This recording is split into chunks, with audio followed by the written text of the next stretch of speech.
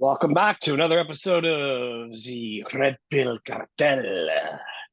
I have a very fellow bearded philosopher in the house, Mr. Eric Finnäs. How are you, my brother? I'm great. How are you?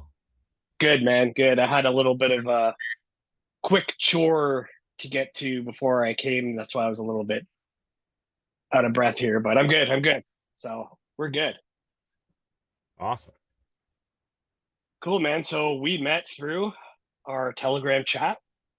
Yeah. And lots of cool people in there, amazing people, amazing minds, fellow wavelength riders in the house there. And once again, shout out to Snake Turban Head, Yeah. fucking Shout guy. out, shout out to Shane. That's a great chat. He's a cool dude.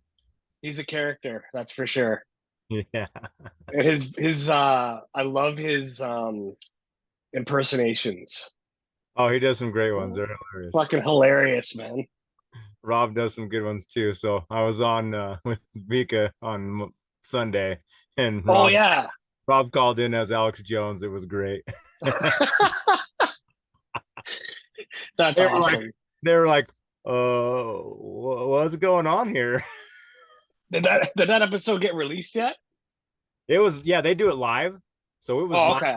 Yeah, it was live when we did it, and then it's just on their YouTube channel at Okay, cool. Heliopsychosis. Yeah. So check that out with Eric. Heliopsychosis with Vika Draziv. He's a cool guy, man. What'd you think? Yeah, Vika's cool. I love Gene. Gene's such a badass dude. Yeah. His stories, and he's the one that gave Slash that bullet hole head smiley shirt. It's No in shit. it's in those famous Guns N' Roses picture of Slash with the smiley face with the bullet hole in it. Yeah, yeah. He just gave him that shirt one day. It's like a Yeah, you'll have to ask him that story, dude. It's a trip, man. It's That's amazing. Yeah. I'm like, dude, I mean, that shirt was pretty popular, but when Slash had that famous photo released, they probably sold bazillion shirts of that. Right, right. Well, that's the thing. Once a celebrity, the celebrities seem to have like like a fucking Midas touch with things. Right. As soon as they display something, it's like all the idol worshippers like, oh, I have to have that. Yep. And I've I never can't really say been that I've one never to be done like that, but no, that.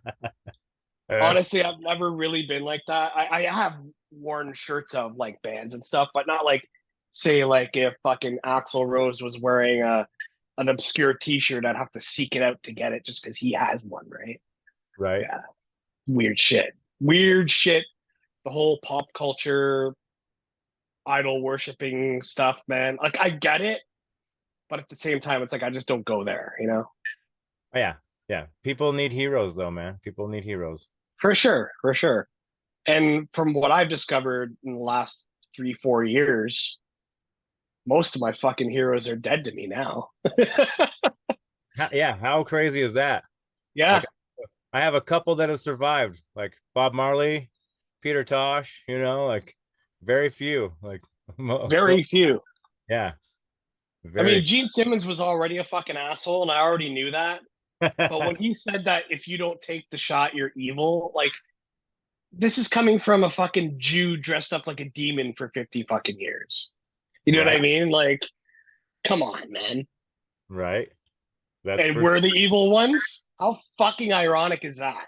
Yeah, man. Like that's that whole Jungian psychology, that you repress that inner shadow because you don't want to face your inner darkness or admit that you have any of that, and you project it onto other people, that projection Yep, and so many people do it. I'm guilty of it. We've all done it, but that's just classic case example, of that. Like, for sure. yep. And during that time, during the scamdemic, I mean, you saw a lot of that really came out of a lot of people. A Like, lot of people. yeah. And people that you wouldn't even fucking expect it to come out of either. Yep. And Like, also people that didn't realize they were doing it, thinking by pressuring you or, trying to, talk you into it, they're doing it for the good to help mhm. you. But you know what I mean? Like, but when you went against it, they were like, what the, freaking out. And it's like, dude, a lot of evil has been done in the name of good, but you can't, you know, I'm not going to question your thinking, so please don't question mine. Exactly. Yeah. Another one was Neil Young. I was never a massive fan. I always thought his voice was like fucking like irritating as shit.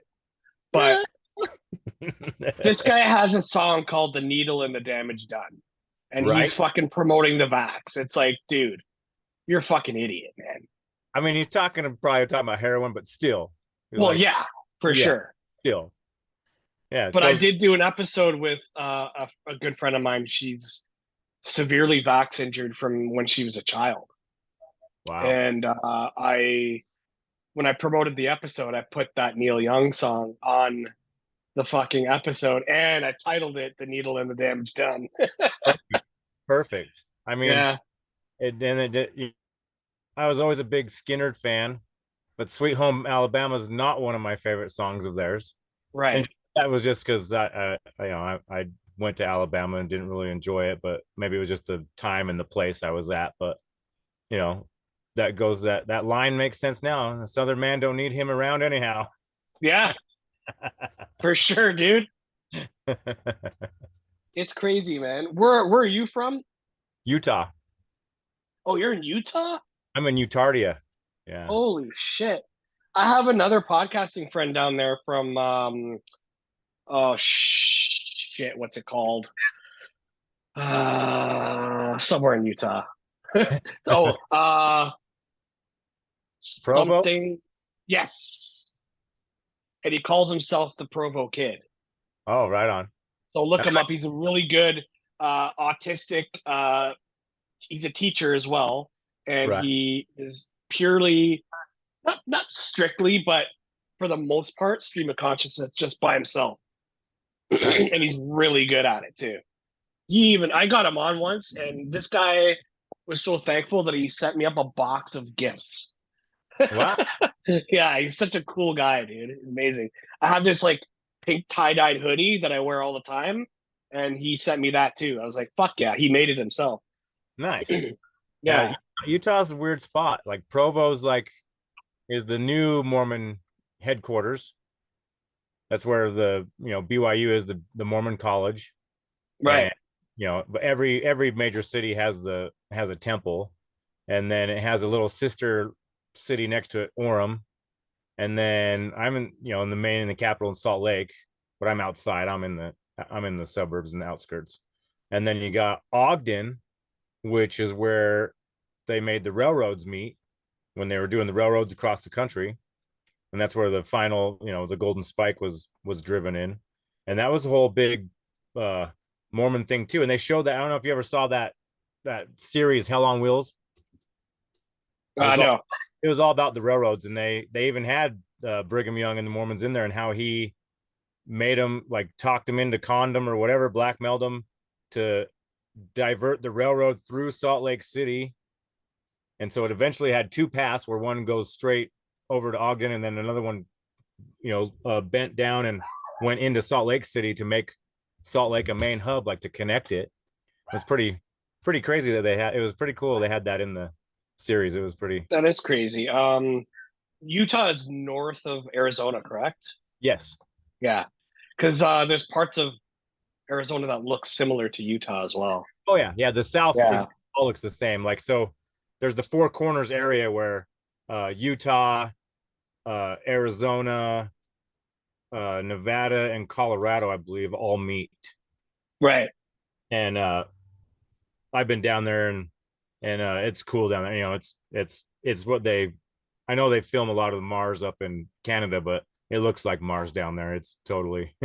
Yeah, actually, there's a place just north of me, and people go hang out there, and it's just a little hilly clay area, and it looks like Mars, and everybody calls it Mars. And Right. you just go there and hang out. It's like people just smoke joints or whatever there, and whatever, shoot the shit, take Right. pictures, but it literally looks like Mars. Right. It's pretty cool. Yeah. Um, Ogden's a trippy town because that, like I said, that was the railroad hub. So when that railroad got finished, you had people of every kind there. You had all the Asian workers that came eastward from the West Coast, and then you had all the, you know, all the natives and the black folks that were working from the east to west, and then all the, you know, people from all over. So it was like a big mixing pot town for a while when it was first created, and it's definitely every that's kind of the major cities in Utah is Ogden, Salt Lake, and Provo, and they're all different, and they all have they're funny. They all have their little quirks and stuff. Yeah, yeah. They're each little niche zones, right? But right It's down kind by of the weird. border, yeah, yeah, it is. And then right down by the border though of Nevada and Arizona, there where the main freeway where I-80 goes down, uh, or I-15, I believe I-15, sorry, uh, where you cross the Arizona Strip, just this bottom little corner of Arizona before you go into Nevada, where you're going to go into Vegas, and there's a town there, St. George, and it used to be this tiny little retirement community with a small little college, and the college is blown up, and so many people have moved like that place since, you know, I'm 43. Since I was a kid going down there, the last 30 years, that place has, it's insane how much growth. Exploded, right? Yeah. Oh, dude. Yeah, and all these people from cold weather places, because it's always warm all the time. It's got that southern, you know, warmth like Arizona and stuff, and it's just, it's insane. Like, I mean, it's just crazy. The weird thing about Arizona for me is I went down there a couple times and I went to Phoenix. And when I was in Phoenix, I was like, this place is fucking huge, but it's like nobody's here. Yeah, It felt like a ghost city. and they have a pretty big population, but yeah, you're right. It's so spread out and it's so huge, and it's laid out in a grid like Salt Lake is a little bit. And but yeah, there's like last time, I'm trying to think, last time I was there was probably, I don't know, 4 years ago or so, 5 years ago, maybe six, something, before my second daughter was born. And dude, it was like my aunt had just moved in this new neighborhood. This huge neighborhood's being built, and there's like maybe a third of the houses were even populated at that time. But it's like you just drive by, you see all these new subdivisions and all these new places, and there's nobody. It's like, That's so weird. who are building this for? Like, Yeah. Granted, it might have had something to do with an incoming sandstorm that I got stuck in as right? well. Because this girl and I, we were going, just walking around Phoenix. She showed me around Phoenix. And then people were like yelling, "Oh, there's a sandstorm coming!" I'm like, what? Because I'm not Like, used to that shit, sandstorm. right? You're like, is this And gonna be then, like in the Mummy? yeah, Like we're gonna get buried? yeah. And then I'm like, okay, well, this is exciting. So we just hung out in a bar, and the next thing you know, we see it go from day to night in an instant. And she's like, "Don't worry, it'll pass in like maybe half an hour or whatever." So we just had a couple beers or whatever, and then, yep, sure enough, they opened up the patio again, and we watched the guy play guitar. And funny enough, the guy that we were watching playing guitar, he was asking me if I wanted to play, and I'm like, "No, no, no, no, this is your show, man." He's like, "No, no, no, come on, right?" Like, "Nope, nope, I'm okay." And then I bought one of his CDs, and then years later, he was on The Voice. Wow. Yeah, and I was like, "Holy shit, this is the guy I was fucking hanging Good out with with in that Arizona." guy. Yeah, it's crazy. It's fucking wild, man. He probably just had to Um, take a piss and was like, "Yeah, I don't want to just leave him here. Get up here and play." yeah, yeah, probably. No, it was cool. The cool experience though, and going to Sedona was amazing. That place is beautiful. Yeah, Holy shit! It's like you enter another world when you drive through there, and all of a sudden you see everything open up. It's like holy shit! yeah, And there's all these like weird things like spiritual vortexes and stuff like that. yeah. The I'm ley like, lines okay, and this is pretty vortexes wild. go through there. Yeah, the ley lines and the vortexes go through there. There's a lot of trippy people up there. It's cool though. It's got its own vibe. It's definitely cool. It's pretty neat, man. Yeah, it's Anyway, somewhere everyone should see. Everyone should yeah, check. for sure. Sedona, holy shit, beautiful. Um, so growing up for you, were you in a religious household or no? No, so No. my great grandmother, who her parents came over from Sweden. She grew up in Telluride, Colorado, and that's where my great grandfather met her. He came over during the Depression from Finland. And this is on my father's side. So Okay. they met in Telluride. That's where my grandpa was born, and they moved out here. And so my great grandmother was Lutheran. She would go to the Lutheran church, and so I went to Sunday school with her a couple of times. You know what I mean? But nothing. When I was a baby in there, I had a blessing, a christening where they take the holy water and put the cross on your forehead and say the prayers over you and stuff. And it's weird. I don't know if it's a dream or if it's the actual memory, but I can remember that shit.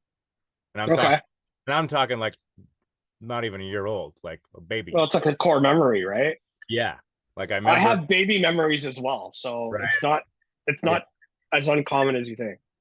So yeah, I that was a little bit of experience. And then my mom took me there a couple times as like probably till maybe like 8 years old. I probably went a handful of times, maybe 5 times a year or something. And To then church? yeah, to Yeah. that church, and had no idea, didn't know what's going on. And then I remember one time they gave me the wrong communion because they would actually do wine and then grape juice for the kids. And the guy gave me a wine one time, and I was like 8, and I said something like, "That's like the stuff you have in the fridge, Mom." And like, In the box. yeah, exactly. And then embarrassed her in front of the whole thing, and then I heard this story on Firmamental. yeah. Yeah. And so yeah, that's pretty much my only. Didn't really have any. My mom fell away from the faith. Now she's back in it. She's born again, and she's it's awesome. It's good. It's good for her. It's been great for her. I mean, it's been a positive Right. turnaround for her. So I she she gets into all the crazy stuff. I give her breadcrumbs and stuff here and there. We have deep discussions. She can handle it. My About dad, what you believe in, and yeah, yeah, yeah. yeah. My dad was never religious. He just doesn't can't.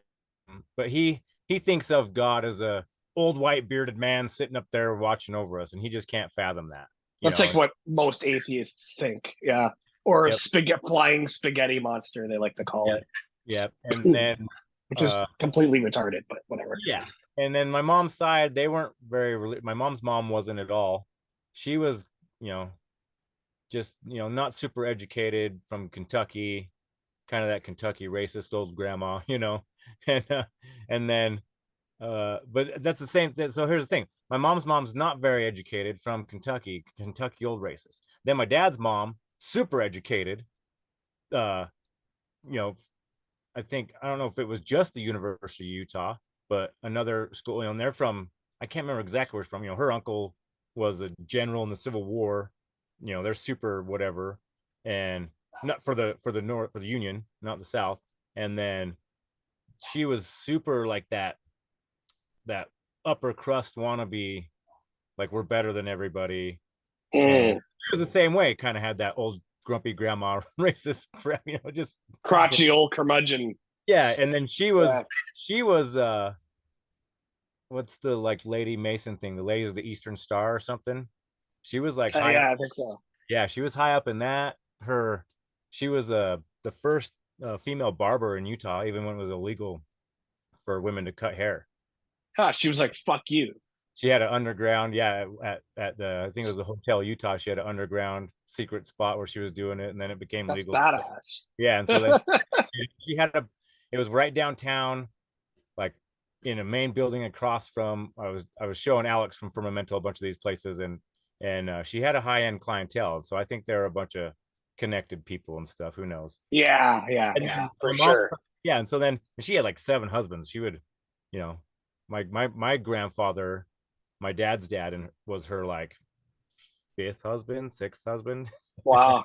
Yeah, I was gonna ask if she was a polygamist, but no, 7 separate husbands. Okay. No, that was she knew how to play the game. She knew how to. Hey, wow, that's crazy, man.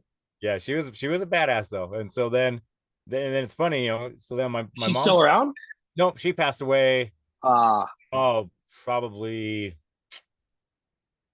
Let's see, I'm 43. I was probably like 18 or 20, so it's been a while. okay. Yeah. We'll hear stories from her when we pass on. Yeah, she's awesome though. She was cool. And she loved golf. She'd take me golfing and stuff, and take me up to the football games because she was an alumni up there and at the University of Utah. It was fun. And then like I said, when I never connected with her last husband, he was just kind of a weirdo. And then on my mom's side, like I said, my mom's mom was kind of that backwoods Kentucky, not super, but then her dad, he was a huge salesman for General Electric. And then Okay. he was a Shriner. So I don't know. Like I've heard you got to be 33rd degree Mason to be a Shriner. And That's what I heard. I'm not sure. I don't know. So, but my mom has his one of his Masonic pins after he passed and a bunch of stuff, and it was funny because so my grandma on my dad's side and then my grandpa on my mom's side, you know, both the two that are educated, both the two that are in like the secret society, both the two that like to golf and do all the stuff, and then their partners are complete opposite. That what I mean, like it was just weird, just super. That is strange. Yeah. My uncle who married into the family, he was like my mom, one of my mom's best friends Mhm. before she met my dad. Yeah. Um, but his dad was a Shriner. Right. He ended up marrying my mom's sister, Whoa. and now he's my uncle. So before he was like Bill, and now he's Uncle Bill. Like later on in my life, right? So it's kind of weird, but it's Yeah. cool though. It's And, cool. but they're still together. They're a fucking great couple, and I gotta give him a call and ask him if he knows anything about the Shriners and them whole Mason connection for sure. Yeah. So growing up in Utah, it's super religious here, but my dad owned a bar. He'd always have bars and restaurants, and so I was kind of the black sheep, kid that only some of the Mormon kids could play with, and some of them, they weren't allowed to, and That's funny. you got Yeah, my dad. Utah is the Mormon capital, right? Yeah, yeah. Yeah, it's where They got what is well, it called? they got kicked out of Illinois from Nauvoo and had to come here. Right, right. And the South Park guys did that. Yeah, What's it called again? They do like a stage show. yeah, it's great. But yeah, you saw it? No, well, I've seen clips of it. Yeah, I haven't been to it live. I'd love to go. What is it called? It's about the missionaries though. And then there's Orgasmo too. Yeah, Orgasmo is a hilarious one That's too. fucking hilarious.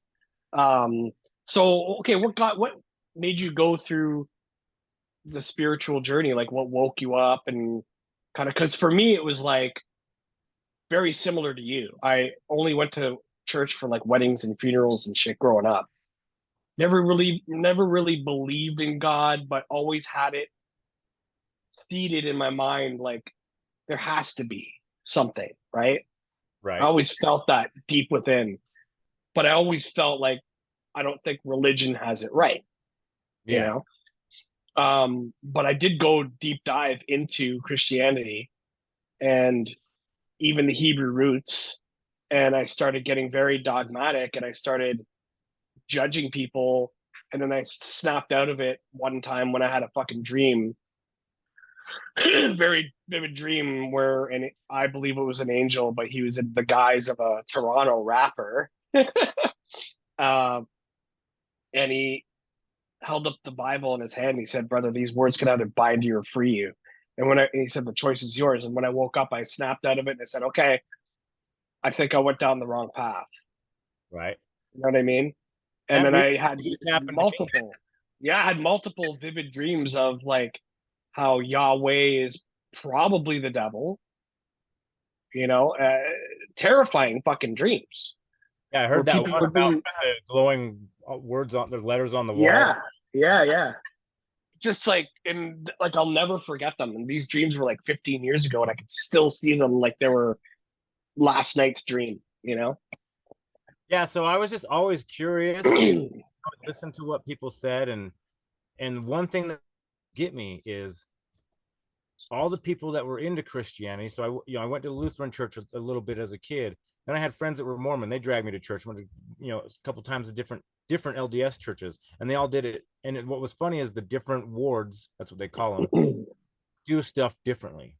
It's the same but different. You know what I mean? They all had their It's own. funny how they use the word ward because ward is a spell, right? right? And they were, well, that's what religion is. I mean, they're all Yeah, doing witchcraft, just exactly. they're approved witchcraft. And their book tells you not to do it because Yahweh said so. Because he can do it, but you can't. I mean, the Catholics are still burning incense, and some of the Orthodox, and you know, a prayer is just a spell that you're casting, and then when they do hymns and chants, I mean, you're literally, that's what it is. And then the LDS do baptism of the dead, that's necromancy. I mean, Mm-hmm. it's just their approved witchcraft. There's no, it's just what they have deemed appropriate for their, you know what I mean? It's just, there's no difference. So I always quit because it just seemed like there was all these Christian people preaching it, but not living by the words of Christ. Right. They're all judgmental. They're not helping people, or they're helping people for their benefit. You know, help that person. You know, it helps them a little bit, but it really helps them more on the back end. Or you know, and so I would always get into it, people, and I would quote some stuff that you know was what they said Jesus said. You know, I don't like that name. That name. Every time I hear that name, it's like when I was a child, when I would hear the N word, it would just kind of itch me wrong.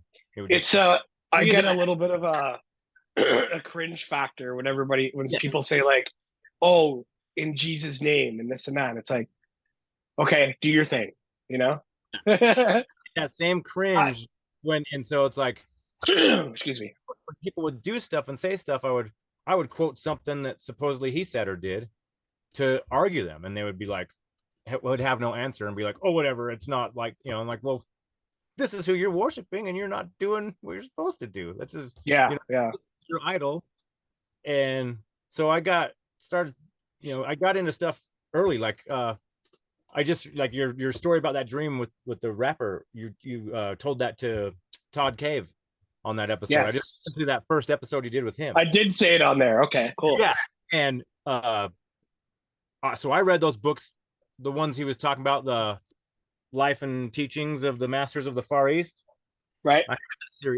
I read those when I was like 15, 16 was the first time I read them, and like him blew my mind, and I was like, These are what the Christians would call doctrines of demons. right, and all it is Anything that would make you stray from the Word of God. and it's just it's a bunch of scientists that went over there and firsthand experienced this stuff. Yeah. And so I had a Bible thumping relative that you know was trying to give me grief one time, and I you know I actually used that book. I was reading in that book. I don't remember, you know, there's like there's 6 books. 5 of them are about what they did. The 6th one was kind of the author's story of when he came back and would do conferences and speak to people.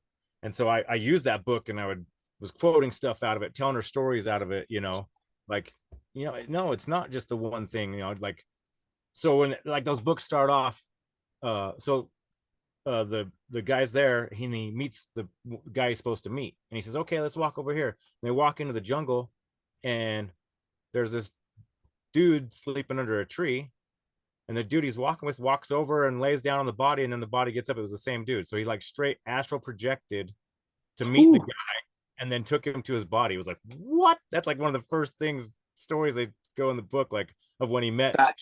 That's wild. It's like, and he, you know, and he had no idea. It looked like a real person to him.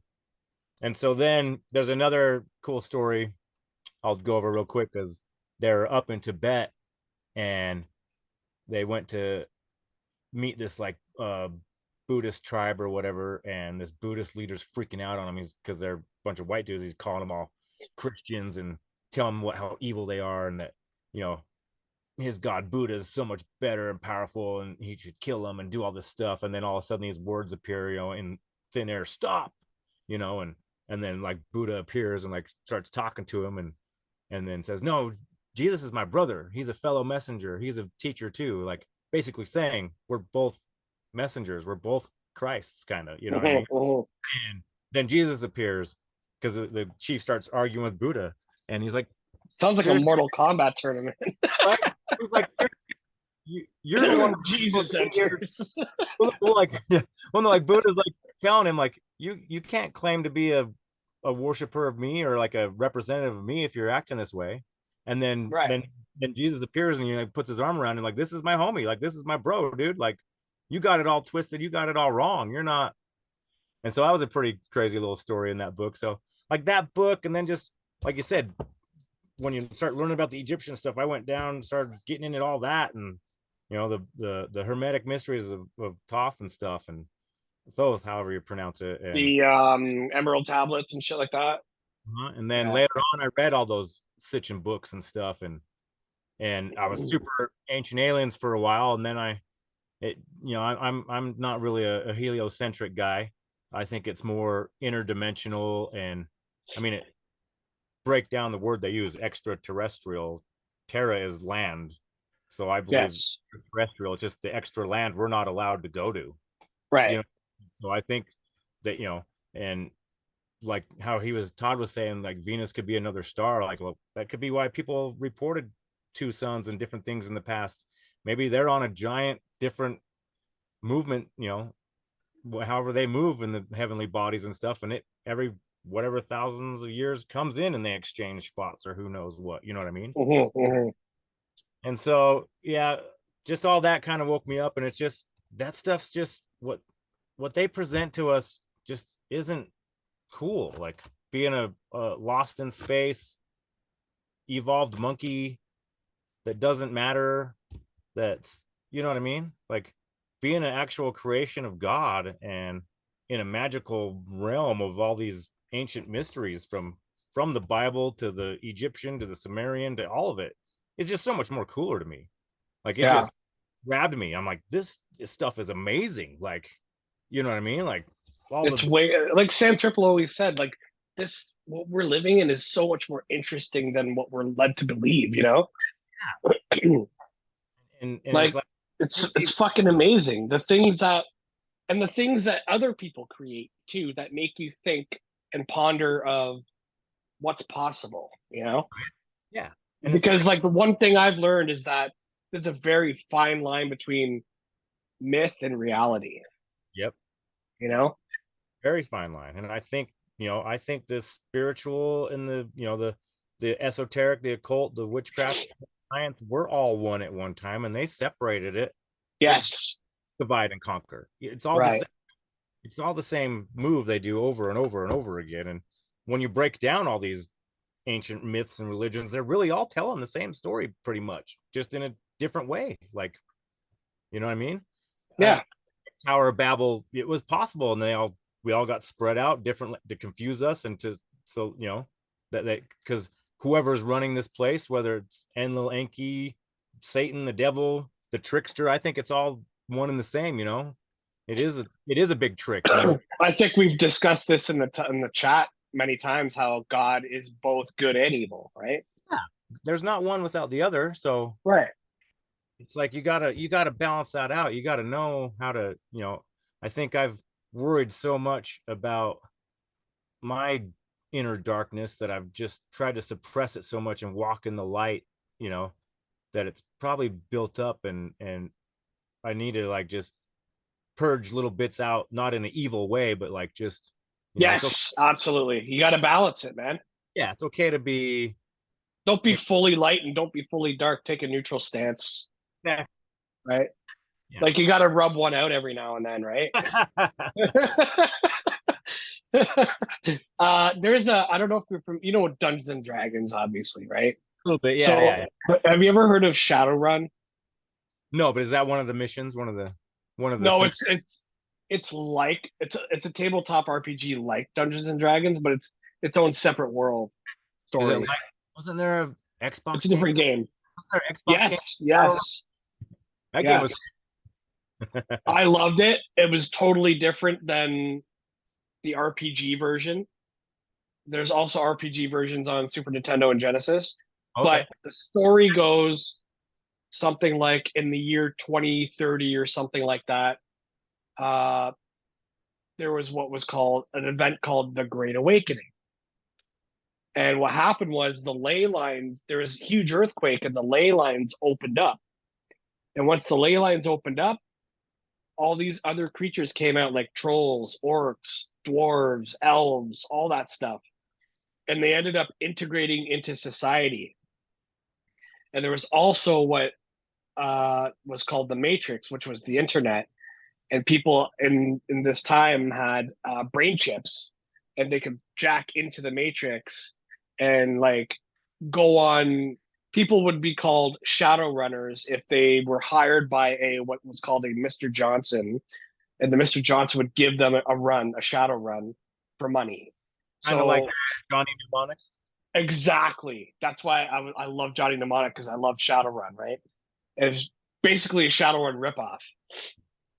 But yeah, they go into the Matrix and hack the the security programs, get through them, grab the information, get out, jack out of the Matrix, go back to their Mr. Johnson, give them the information, get paid for it, right? Yeah. And but yeah, so like elves, all these different creatures were integrated into society. But imagine if that were to happen right now. Well, How many Christians would think these are demons, right? But they are just people too. They're different species of people, humanoids, right? Just like Alien Nation back in the yeah, late 80s or the 90s. The aliens Leopard came, they Prince, the Leopard integrated Prince into folk. society. Yeah, yeah. Like, who are we as humans to take a religious ideology and judge other species that they Yeah, are lesser than, right? exactly. But we do it every day with animals and plants That's true too. Yeah. because they can't build. And it's like, well, they've proven that dolphins and killer whales and stuff have their own language, and they use echolocation and stuff Mm-hmm. like that. They know the currents of the oceans and stuff. There's got to be similar currents in the air with the ether and stuff, just like that. And Yeah. I think the powers that be know that, and that's how they run their communications and satellites and do these. Because everyone that argues against chemtrails is like, will they be spraying themselves? And it's like, well, they're obviously not in the zone that's being sprayed at that time, and they obviously Mm-hmm. know the patterns of the wind and the currents of the ether. They know where it's going. Like how many times do you think the actual governor of a state's in the state they govern? Like a couple times a month, probably, if even that. Like they come in Right. a bill or whatever, and then they're off to their escape villa in whatever island. I mean, they're not. It's not like they're here every day grinding out. That's why they have interns and lowers for. Exactly. Well, it's the same shit when the whole scamdemic happened, and Justin Trudeau was telling everybody, wear your fucking masks, and do this, do everything you can to minimize your carbon footprint. And then Right. he's fucking off to Jamaica in his private jet, this and that. All these politicians, that they do the same shit. It's all rules for thee and not for me, right? Yeah, I just heard one today about, I think it was like it might be like what would be the health minister for Canada, but they're like in charge of like kind of the health stuff over here, was same rules for these for and not for me, was doing all the one coordinating all the lockdowns and stuff. Meanwhile, has a clip of him admitting being at an ecstasy like rave underneath in some secret club under some bank in Wall Street. No Like, shit, eh? yeah, it's like what? Like, yeah. Dude, I would have been like, why didn't you tell me you were going here, man? Come on. It's like how many people? It's like, and that's the thing. Like, you shut down everything, and you can't. It's like, oh, this. You shut down the church. You shut down the gym. You shut down anything that's like mentally or physically or spiritually healthy. Yet all the liquor stores are open. All the crappy fast food places are open. It's like all these mom and pop middle class businesses get shut down, but Walmarts and Walgreens and CVS's, they're all open. It's like, All the BlackRock owned things are allowed to stay open. Yeah. yeah. And it's just, and then it's just like narrative folks that they'll be like, Costco. well, and then like narrative folks that just are like, well, I respect your opinion, but we can agree to disagree. It's like, well, it's not about agreeing to disagree. It's like the information's out there. You just got to take a second and look at it. Like, Right. won't they just so I afraid of remember, their bubble being burst or something? I oh, don't. dude, So my main boss one time, it was like the dead of winter. And she's like, you have to have your mask on. I'm like, there's nobody around me. And she's like, well, you got to have it on. I'm like, they don't even work anyway. And she goes, well, that's your opinion, but I'm your boss. And I'm like, okay. So I put it on in front of her. As soon as she fucking took off around the corner, fucking took it off. It's like, and this other guy was like, it was just when the scandemic hit, and it was like 40 degrees out, which is like 100 degrees Fahrenheit, right? Yeah, yeah. And this guy's like, hey, Dave, where's your mask? I'm like, in my pocket. He's like, we got to have it on. It's policy. I'm like, I'm not wearing it in 40-degree weather. He's like, it's not 40 degrees. I'm like, it's fucking hot, man. And he Well, it's goes, 35. I mean, yeah, yeah. And he goes, well, it's policy, so you got to wear it or go home. And I'm like, oh, okay. So I proceeded to take my gloves off. And he goes, what are you doing? I'm like, I'm going home because I'm not wearing that fucking mask. And he's like, he got all frustrated. So he followed me into the building, talked to another manager, and she asked me if I wanted to jump on the cash or help pack for a cashier, right? And I'm like, yeah, sure. You know, this guy didn't have to be an asshole about it, but yeah, I'll do that for sure. No worries, right? But he gave me the option to go home, so I took it. right? Yeah, we had a You lady know? during that time. I was working at a Smith's, which is it's a Kroger store. It's just a regular grocery store, so same thing, just not bulk. And Right. and I'm working in frozen. So we're in there at 4 a.m. Our shift's like 4 a.m. to 11 a.m. to stock stuff. Receive the load, stock it, get out of there. No one's in the store. And they were freaking out. And we're like, dude, there's no one here. I'm at this aisle. He's on the next aisle over stocking. I'm doing this aisle. He's doing that aisle. What? We're not even by each other. Like, Yeah. there's a whole huge freezer case in between us. Like, what? No one's here. And so we had a lady that even got a medical exemption for hers, a religious exemption, and they let her go. They suspended her, and yeah, it was crazy, dude. It was. Even with religious exemption. Huh.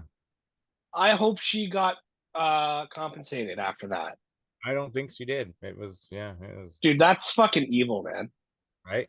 Yeah, it's they there's only it's kind of like Salt Lake. There's only one religious exemption that counts. Fuck. That's crazy, man. But yeah, All so the hardships that people. I got out of there after that. Like, it didn't, like, that's the thing. Like, I understand some of these people's horror stories, but it never affected. Like, I had to go to work. I was essential. I had to go to work. Right. It didn't change. Like, it wasn't.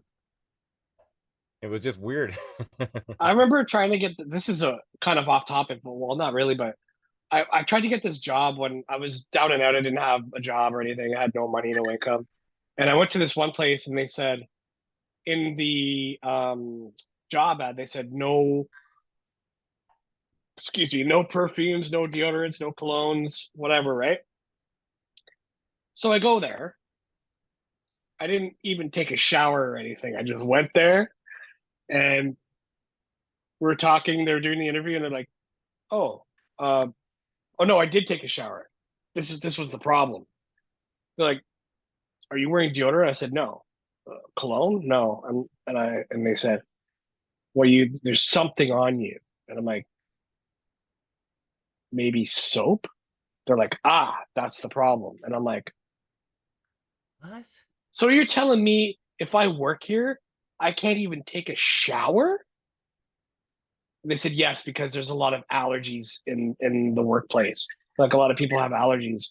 So I look in there and it's all fucking Indians, bro. Of course they're gonna be like quote unquote allergic, right? It It was doesn't the most insane fucking thing I've ever seen in my life. make any sense, though. It's just so, yeah, it's just so weird.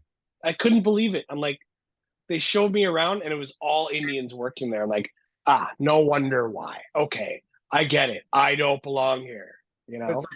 like, I know Indian people that shower and use soap and stuff. Like, I know. does it It's make just, it was so fucking weird, man. it's weird. Weird story. So that was a wild time, man. It was just like, oh. Like it's one of the it's I think it's as big as thing that affected the world as 9/11 or some of that stuff, dude. It's huge. Like people don't realize that. And it's just It was trauma. It was all trauma. And it wasn't just a day of trauma like 9/11 was. 9/11 was, I remember I was 22 years old when 9/11 happened, and my mother woke me up. I believe it was my day off that right. day. And my mom woke me up and she said, she's like grabbed my shoulder, wake me up. I'm like, whoa, whoa, whoa, whoa. She's like, Dave, wake up. The US got attacked. And I'm like, holy fucking shit. My first thought was nuclear, right? Because I didn't see what was going on TV. So I'm like, what's going on? She's like, the US got attacked. It's horrible. It's horrible. I'm like, what the fuck's going on? So I go downstairs and I see on the TV the planes hitting like over and over. And I'm like, what the fuck is going on? Right? Like it fucking scared the shit out of me, dude. It was, if it happened now, I would be like, oh yeah, there's another one. But that one, dude, it was just, I couldn't function for 2 days. After 2 or 3 days, I was just a complete fucking zombie. I could barely even talk to anybody. My mind was reeling, spinning. I couldn't get it out of my head. Yeah, And it was pure trauma for me. I was 21 when it happened, so all that was going through my mind is like, oh shit, am I gonna get drafted into the army? Am I gonna Mm-hmm. there? Like it was like, how am I gonna get out of this? Like it was like, oh my god, like because I contemplated going in the military quite a bit, and Right. I almost went into the Marines, and I backed out last second, and uh, so it was like when that happened, I'm like going, oh shit, like I'm going no matter what, like and luckily they didn't do a draft, and it didn't happen that way, but yeah, like so 9/11 affected the whole world, as in not some people were like emotional over it, but it was just an awareness. But where COVID was, you saw them all doing the same thing, and you realize, oh, there is a new world order because everyone's doing the exact same thing with no question. And Right. the couple places that aren't are getting wrecked on. Like, Yeah. it was just, God, it was so weird. It was just so, that was when I was like, wow, it's not when it's coming, it's here. Like, it's, Yeah. that was, And now, Eric, it's people are getting arrested for social media posts. yeah, What the fuck is that shit? it's internet thought police. That's why my wife hates me doing podcasts Why? because she thinks that's going to happen. Okay, well, it's possible, but are they justified in arresting us? No, Absolutely fucking not. no, they're not. When I posted that Jews Jaws Yeah. picture, my friends at work were like, "Dude, you're ballsy." I'm like, and I even posted in the fucking in the what do you call it, the caption. I said it's like anti-Zionism is blah blah blah blah blah, and I said I'm fucking uh I am at I'm practicing my free speech while we still can. If I get thrown in jail, so be it. Because fucking Justin Trudeau is trying to, I don't know if he did pass a law where, if you got hate speech, and what's considered hate speech, Well, yeah, who right? gets to decide? Who decides? Yeah. I I don't mean, fucking hate anybody. yeah. I'm just pointing out the fucking truth. Yeah. And if it's a joke, it's a joke. Like, you know what I mean? Like, it's just so, and that's another thing. So everyone's so focused on Antarctica right now. I want to know to the North Pole, especially after Trudeau's clip. You hear him talk about the North Pole? Yeah, yeah. Oh, me and my father took me up there, and I saw who we are and how powerful we are. And like, I'm going, well, what's up there? Who That's showed you how powerful you are? exactly what's going, and you hear about the Black Rock, up there, and the pulsating rivers and stuff. And it's like, I think that's I think the whole Antarctica thing's a distraction, so people don't look at the North Pole. Well, what about the how do you pronounce it? Yggdrasil, the world tree? Yeah, so I Yeah, think yeah. so. Here's my theory on that. You see those old the Nordic uh view of the world and like that Celtic tree of life and all that stuff. Yeah, So I was talking to a friend the other day. I was like, I think that's what that black rock was. That's where that giant tree was, and someone cut it down, and now it's a big black petrified. Because wood petrifies to stone, and that's what some of the mesas and like the Devil's Tower, Wyoming, it they definitely inverted it. a tree trunk. I think they cut that thing off, and that's what the aurora borealis is the life energy and stuff spewing out of it, and that's Right. part of what they're tapping for their free energy and who knows what. It's not what they say it is, where it's like the magnetic fucking polarities and all this bullshit. It could be the life force of the fucking tree itself Yep, yep, pouring out, right? exactly. And It's wild, dude. maybe that's the goal is for humanity to unite and go up there and heal it. Yeah. But they won't let us near it No, because they won't. it'll jack their whole thing up. Any more on that theory? Because that's fucking super interesting. I haven't really thought about it too much.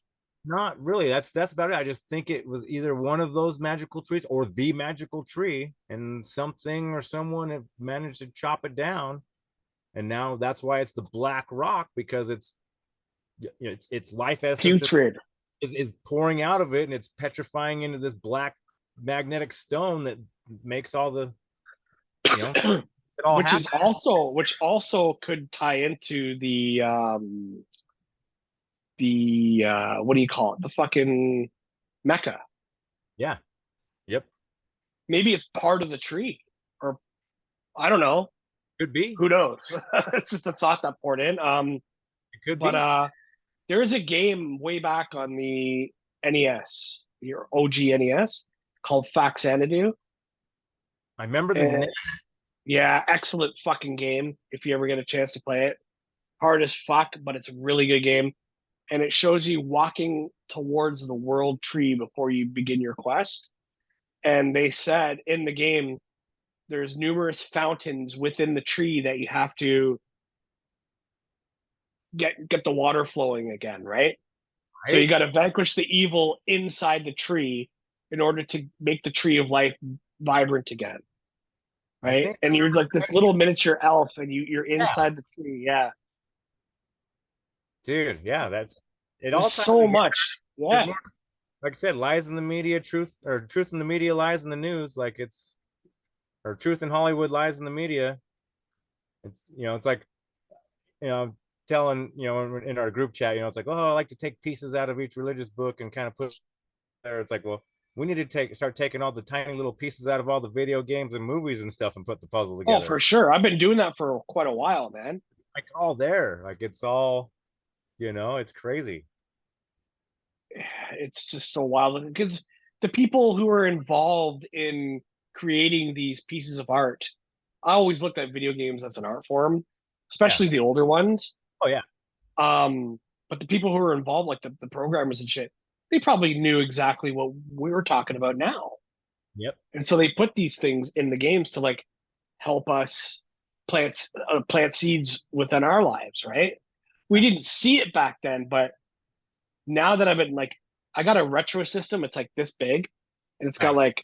it's got like 60,000 fucking games on it, Yeah. right? And so I'm going back and playing all these games. I'm like, holy shit! I'm seeing all this stuff that was there for years and years and years, but I didn't realize what they were trying to say. You know? I got a couple. I got an old Sega one like that. It doesn't have that many games. And I got an Atari one. Then I scored a free GameCube, and it's got a bunch of the emulator games of all the old NES games and stuff on it. Love it. Yeah, so it's sweet. I love all those old ones. Like the new ones now. I mean, there's still some good new ones, but it's like a lot of them now are all just about making that money. You got to buy the new Yeah. you got to buy the new gun. You got to get the new upgrade. Oh, horrible. Cha-ching, cha-ching, cha-ching. Like the game's free, but you got to buy all the stuff if you want. Right. You know what I mean? Like, Or if you're going the Call of Duty route, the game's $100, but you still gotta buy the shit in the game. right? Fuck off, man. Yeah, it was Back so in the fun. day, I'd pay $60 for a cartridge and everything Oh, was there. you just had to earn it. Yeah, You just had to unlock it. just earn it.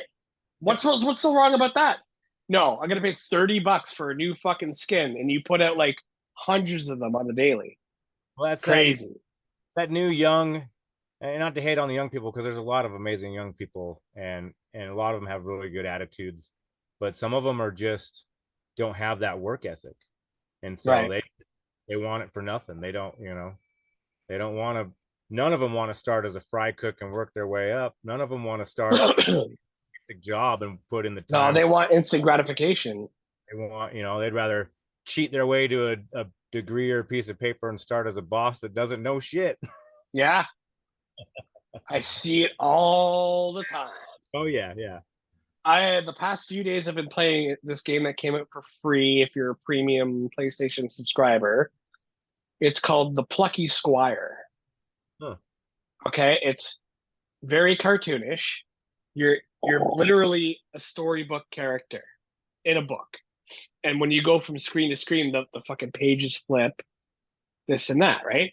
And then Yeah. you end up getting this power where you can step outside of the book and go in the writer's world and see all the stuff in his office and everything and gain other powers where you can flip the pages, you could take the book and flip it so you can manipulate the book.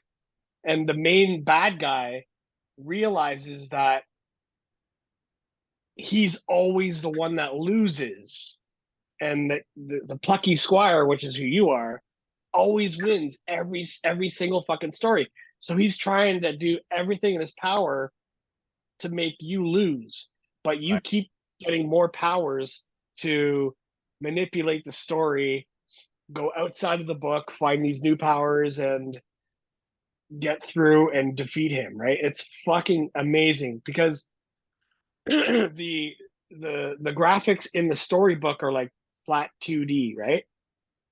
But once you go out of the book, you look a little bit more realistic, and you see this vast world and like cups and pens and pencils and Yeah. all this stuff, and you gotta your wizard, his name's Moonbeard, and he's got sunglasses on. He's like a cool guy, right? He's like, you got to go out of the book right now and get this new power, right? And the stuff you do in the game it's so engrossing. It's so fun, man. And IGN, the main game reviewers these days, they said it's a great fucking story, this and that, but it's a little too wordy. And I'm like, what do you mean wordy? It's a story. It's a game based on a storybook, and you're calling it too wordy. It's fucking stupid. Right. But Like, if anybody out there has a PS5 or Nintendo Switch or an Xbox, play the Plucky Squire. Fucking came out for free on PlayStation. It's so good, man. I got a Switch. We'll have to maybe snag it. Yeah, it's on there. Yeah, yeah. Nice. It's really good. Like it's kind of like, and the humor is hilarious. Um, the things that the people say in it, like, it'll have you laughing. It's just a joy to play. It's really good. Nice. Sounds I'm fun. a Yeah. I'm a huge gamer, dude. I used to be. I kind of stepped away. Like I haven't had a Xbox Live account for a while now. So I got a sweet Xbox One for or the newest one, whatever it is, for my birthday, and it was the one of the Call of Duty editions that came with the Call of Duty on it. And then uh was playing that a little bit, and then my oldest daughter, she was into Fortnite for a while, so that was one thing we could still kind of do together. Right. She's getting that preteen where she doesn't want to hang out with the parents anymore. She's off on her own, and so every once in a while she'd play Fortnite, and she got real good. She found some online friends and stuff, and they would win like duos and stuff all the time. And That's crazy. yeah, and then but we would still play that for a while, and then she kind of grew out of that, so we haven't played. And then my youngest would get on there and buy stuff. So like I said, that one, Without you knowing. yeah. So I'd check. Also, Yeah. I get an email from Microsoft. Oh, this was purchased. I'm going, oh my god, and it just we weren't paying attention. She clicked on something. So like I said, that one console came with the latest Call. It was like maybe 2 games back, and then she bought the same one off online. I'm going, oh my God. I wouldn't have really cared if it was a different game that we could have played, but you bought the same game we already have. Like, Oh my God. $80, like the special one. Like, I'm going, really? Like, but That's crazy. yeah, games. I mean, it's fun. I enjoy them. I'm glad I've been getting her out. You know, she's really into softball right now. I've been coaching her at softball, and I like getting her active and getting her doing some stuff and learning. Sure. I know a lot of people don't like sports, but the one thing I like about sports is it does build some team building, makes you learn Yeah, to trust people and take accountability for your mistakes. And you get emotional and intellectual and decision making and different things in a high stress, intense environment. You know what I mean? So when sometimes some other stuff happens in real life, it's can make it a little bit easier. Like, oh, that's for not, sure. For sure. you know, You can except make like snap decisions that are good, yes, I because yeah, I would, like you're like, like I said, we're all just the infinite combinations of each other. Mhm. We're all just pieces of the same thing, and we're all just you're just you know, the jolly kind of chubby Canadian version of me, and I'm just and Yeah, you're so like Ben was saying, you're so rare. You're such a nice dude, and it's so pleasant. And I'm just the jerky, I was the frustrated dickhead kind of jock version from Utah View. Like, it's like all the it's and I now that it's hard to keep that in mind though when people connect like such as yeah you and I, me, Snake, me, Ben. yeah We connect. All the guests I've had on, but when I'm out and about in daily life, it kind of helps me to connect easier with other people too yeah that I don't know.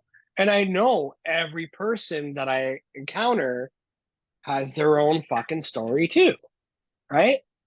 yeah we're But there's also the difficult people who seem like they're NPCs. For yep example, I live in a building with 23 floors. I go into the elevator. I'm going down. It stops on a floor. Somebody comes in. I say, "Hey, how are you?" And all I get is, yep they don't say anything. And I'm like, okay, this person is either an NPC or somebody shitting their cornflakes this morning. yep I don't know, but I'm not going to judge. You know? I try to keep that in mind. Like, there's just certain people right off the bat, their energy or something about them, you're like that, it's off-putting, so Right. you gotta remember, like, hey, they, like I said, someone might have shit in their cornflakes, or we don't know what they're going through, we don't know what their life's been, why that, and I've was kind of 50, sometimes a people person and sometimes not. It was depending on, I had a small group, you know what I mean? It depended on if I, connected with you or not. I've, like I said, I was the only child. I spent a lot of time alone. So it's easy for me to be alone. It's hard to connect. It's hard to, you know what I mean? And so I had the same story as you today. I went to the gas station, got a drink, and the lady that was working there had a customer. So I went to the little self checkout, checked out real quick. By the time I finished, her customer had finished and had walked out. So then she stepped to the side and was snacking on her food or whatever, and kind of like kind of looked at me. And I was like, have a good day. And she just looks at me like, how Like dare you you? just committed the ultimate sin. Yeah. And I'm just like, well, sorry. Like, really, you're the one working here. You should tell me to have a good day because I'm the customer that came and is leaving. I Right. was just being cordial, like, you know what I mean? Like, But her wasn't fucking job probably sucked so bad that she had. it's like I've had that job. I know it sucks, but it's like Yeah, take the I'm trying to be positive to tell you to have a good day because I understand where you're at. exactly Yeah. take that But they take take it as an insult. yeah Yeah. like yeah you That's just okay. have a You know good what I day. mean? It's okay. It's okay. It doesn't bother me. I walked out kind of shaking my head laughing like that sucks for you, and it's like she totally seemed like NPC, but it's like as many people as that's the other thing too. I was thinking the other day, as many people as we see and think are NPCs probably see us that way too. Yeah, yeah, yeah. We all have moments where we ignore Look at people. this guy. He's fucking smiling about everything. You Yeah. know? And we have moments where we just ignore people and we're just another car driving down the road or whatever that they don't. Right. Yeah. That's It's why I love fucking. It's wild, dude. I'm always looking around when I'm driving and stopping at stoplights and looking at people, just trying to make that eye contact and just, like, hey, what's up? Like, I'm real. I'm not. Dude, You know what I mean? Like, there's so many times when I'm in my car and I'm singing away, and I'm looking in the corner of my eye while I'm singing. I can see these people looking at me, and yeah. I look at them and I'm fucking singing away right at their face, Oh yeah. and they fucking start laughing. Right? It's awesome. Great. Like, that's how it should be, man. Like, there's too much divide and conquer. Like, It totally is, man. And I see it everywhere, man. I see a lot of the divide everywhere. It sucks. yeah. Speaking, you were talking about dreams earlier. I had a crazy one last night. I was telling my buddy today because it was one of my really good friends that I work with, and I was like, "Dude, you were in my dream last night. I totally forgot. I got to tell you." And it was totally random. We're at this random park, and it seemed like it was present, but at the same time, it seemed like we were 10 years younger. You know what I mean? Yeah. Because he's like your age. He's 45, and I'm 43. But it's and it seemed like it was now, but then at the same time, it seemed like it might have been like 10 years ago. It was weird. And we're just at this random park, and then we're kind of like sitting at this picnic table, or like at one of the pavilions where they got like the picnic tables, and then some people come out.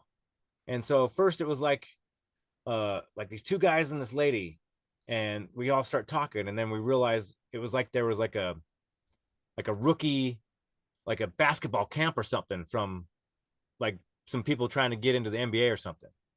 And she's like one of the trainers or coaches. And so we're talking to her and stuff. And then some more dudes are all coming out. It's like their lunch break in between some stuff. And so then they're like, a couple of them were shooting hoops, like, oh, come shoot hoops. So we get up and we're shooting hoops. And he's not, he's never been like a athletic dude. So he's a big, thick, Charlie, big dude. Like he actually came because we used to have a big basketball group that we played with back in the day. And he came a couple of times, but it's not his thing. He's never been a big time athlete or Sure. mental and artsy. Like he makes hip hop music and stuff. And so in the dream, like, me and him were kind of shooting hoops. And then the lady that came out, it's kind of like trying to click with me. You know what I mean? Where it's trying to like, we're going to have an interaction, or it's going to be, you know what I mean? Go next level. And then he starts kind of doing some weird shit, like making gay jokes and stuff, like he's my gay partner. And it's like, I just never in my dream, like, what are you doing? Like, why are you trying to cock block me? Like, what are you doing?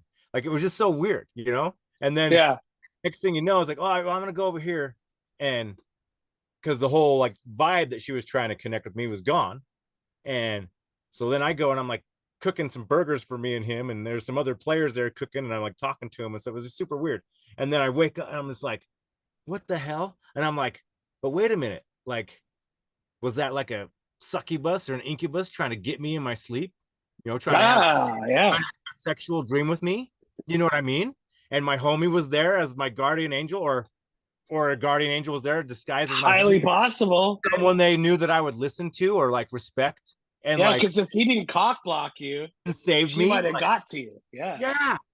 Because it seemed like that's where it was about to turn. And then it was the weirdest thing. So I'm telling this, we're just dying laughing at work today because it was just so weird. All the circumstances in the dream, like why he was in it, why it wasn't like one of my other basketball playing friends, like just super weird. Like it was just all bizarro upside down world. Like it was I love that shit, dude. I love dreaming. Like, yeah, even my most vivid dreams, as like terrifying as they seem when I explain them, I'm not scared in it. no, I'm just kind of the observer, and I'm like, oh, this is kind of fucked up. You know what I mean? Yeah. I'm in a fucked up situation here, but I'm not scared. I never really have nightmares. When I was a kid, I had maybe one or two actual nightmares where I woke up and I was like, oh, you know what I mean? But like as an adult, teenager, adolescent, adult, they're never scary. They're just like, holy shit, that was fucked right up. You know what I mean? I have some as But an adult that's not scary, but yeah, like fucked up, where it's like all of a sudden my wife like hates me and she's trying to get with this other dude. yeah, yeah. It's like That painful. that makes you Painful. feel gross, right? Yeah, and it's like what Uh, the hell? Or like I'll have a sexual kind of dream, and I can all of a sudden in the dream I become lucid, like oh no, this ain't like no. You know what I mean? yeah, Like almost feel guilty, but not like hey no I can't do this. Like I'm committed. I have a woman. Like this ain't happening. right, right. It's just weird, and it's this. As a kid, I had a lot of nightmares, and one of them that was recurring was it wasn't like a visual dream. It was like this black. It was like black and then kind of like gold, but not gold. Like it was like kind of like when like the Dolby dots come in and it, you know what I mean? Like the Dolby sound thing in the theaters, like the Yep. dots kind of like these like little gold dots are there, but they're not there. Like and kind of like the shape you see when you shut your eyes or something in the sun and stuff. And so it was almost like I was awake trying to see through, but I could just see the light or whatever behind my eyelids or something. And it would just be this sound. You know what I mean? Just this, and almost like not a sound you could hear, but just feel, just this frequency and just like evil. Like, and it would just, and Wow. I had it so many times as a kid. And I just wake Really? freaking out. Oh, yeah, dude.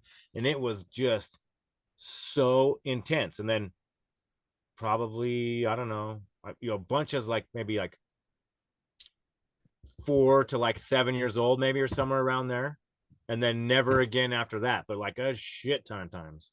And then I wasn't like a super sleepwalker, but I would do stuff in my dreams. Like my mom would come in and I'd be dreaming and she could like have a conversation with me. Like she would like start talking to me, like asking me But questions. you were asleep. I had no, so she'd tell me the next day in the morning, oh yeah, you were doing this and we asked this and you told me this and this and this. And I'm like, what? It's like now I wish we would have wrote all those down. You know what I mean? Like had a dream journal of them. That would have been so cool. Right, right. Go back and look at some of that stuff. Like I remember I woke up in one, I couldn't find my watch, and I never wear watches. I didn't have a watch.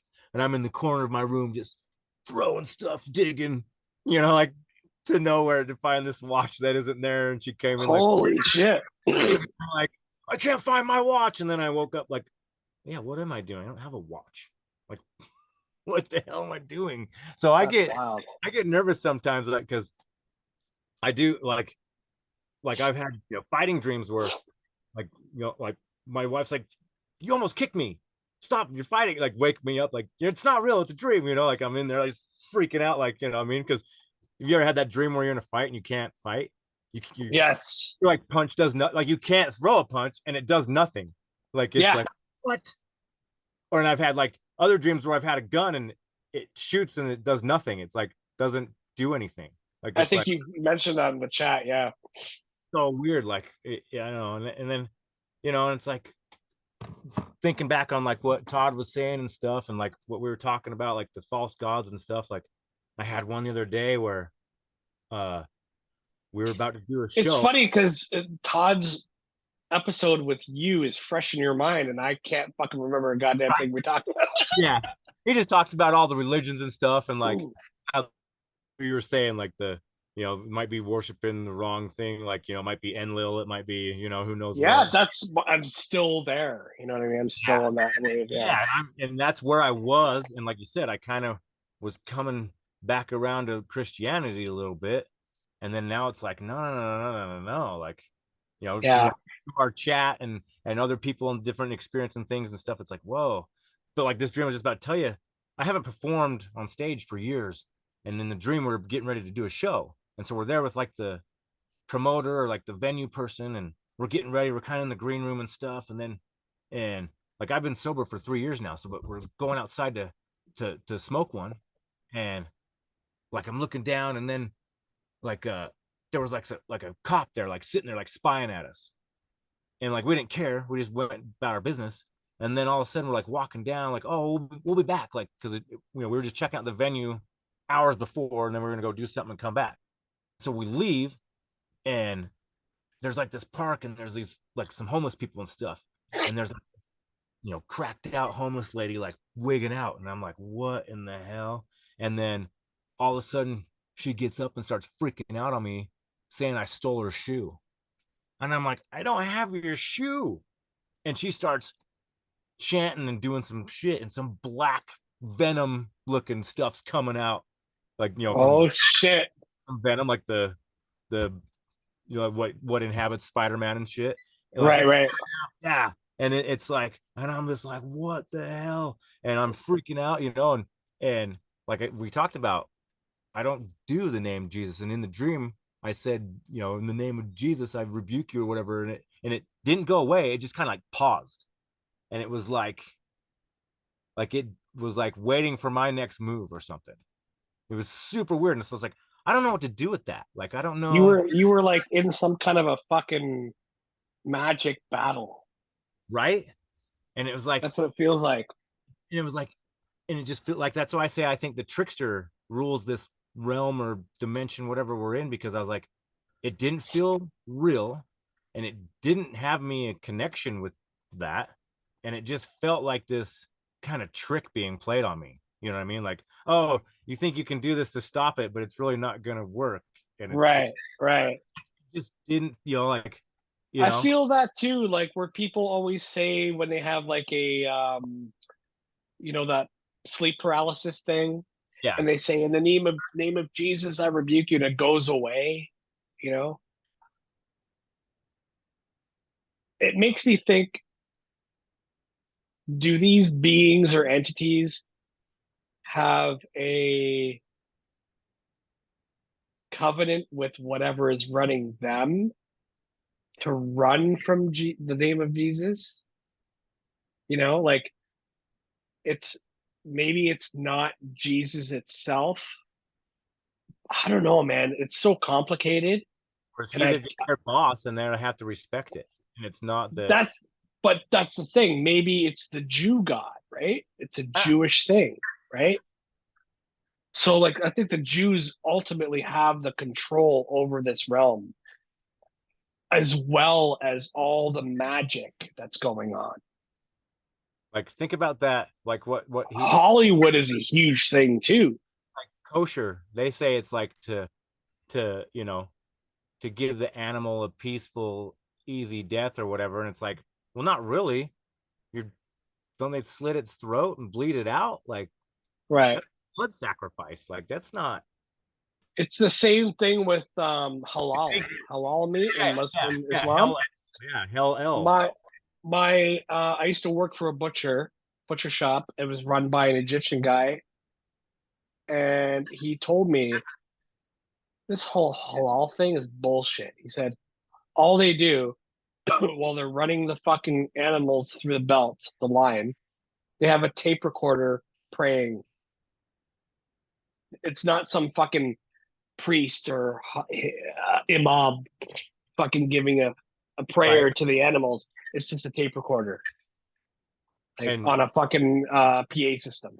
so it's not even a real actual ritual or a spell. No, Yeah. it's stupid, and they all fall for it. Does the cow understand that? Or any of the animals understand it? Like, and it's just like, I love the analogy, Bible, basic instructions before leaving Earth. And it's Right. like, I'm not basic. Yeah. I, I'm high level player. Like, I'm that's beyond basic. Where's my fucking book? yeah. I'm more interested in what they left out. What did they Yeah. take, and what did they never put in? It's like, Right. I can see that. Like, that's one thing with people I've always, whatever their faith is, like, well, there's something older. If you're going to worship the past, you should at least know all of the past you can and where your thing comes from, because your thing actually came from something older, and it Right. just they just put their twist on it. That's all the Judaism, Islam, and Christianity is, just Abraham's. They took appropriation of that story and put their twist on it to claim their bloodline to be special. Exactly. And has it really been 2024 years since the quote unquote crucifixion? Right? You Or has it been know, 100? or has it been we've been 40,000 finding out that there's been multiple great resets. and multiple crucifixion and resurrection or reincarnation people?